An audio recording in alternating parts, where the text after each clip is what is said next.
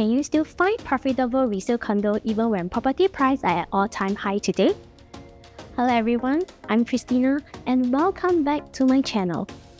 Property price for a resale condo are hugely determined by many factors, and in today's video, I'm going to run through with you what are the most important things that you have to take note of in terms of buying resale property. In my last video, I've shared on the macro level of choosing the right resale, and today I will be sharing a few micro factors that most buyers in today's market will overlook. Before I could share more, if you like my content, do hit the like, share buttons and turn on the notification for my future videos. A few years back in 2020, I met up with this lovely family who was looking to upgrade their current BTO to a private 3-bedroom resale property nearby in Punggol.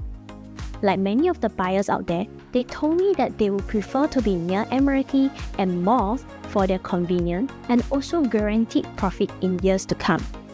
And so, they were looking at Watertown at a point of time. However, after my findings, I have advised them to choose a treasure trove unit, and here's why. Some quick information on Watertown. It is an integrated 99 years leasehold property with 1,001 units. It has obtained its TOP in 2017 and located right above Punggol MRT and Waterway Point.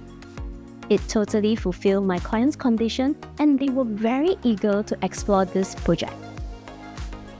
Another nearby condo, a treasure trove, is also a 99 years leasehold property with 882 units.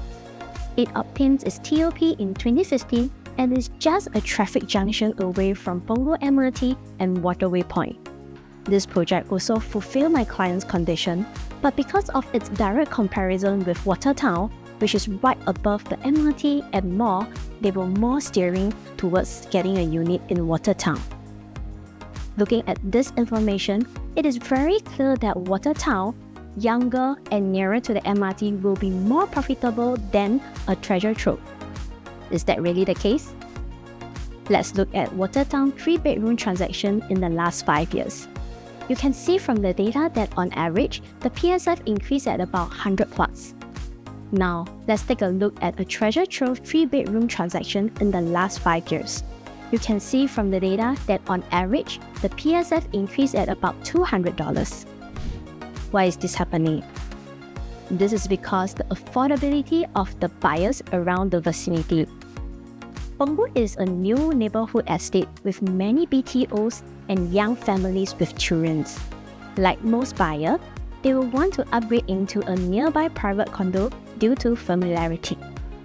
Let me show you the calculation of the affordability of this buyer and how I use that to determine which is a safer resale option. On average, Punggol 5-room BTO was bought around 400,000 and command a selling price around 700,000. The estimated sales proceed would be at 300,000 and the return CPF fund used will be around 100,000, and all in all add up to 400,000, which will be available for the next house. In 2020, a treasure trove 1044 square feet 3-bedroom was transacted for 1.2 million. With 25% down payment, which equal to 300,000, and buyer's stamp duty to be around 33,000, the initial payment for the house can be easily covered by the sales proceeds and CPF without having to fork out any saving. Even when the same layout were to ask for 1.4 million, 25% down payment equals to 350k and buyer's stamp duty to be around 41k, total add up to be 391k. Those nearby BTO seller can still safely afford it, and this will mean that property that you purchase has room for growth as they could easily afford it. Whereas for Watertown 3-bedroom unit back in 2020 already cost around 1.5 to 1.6 million, which means that the same group of buyer would have to top up at least 200 to 300,000 more to afford it.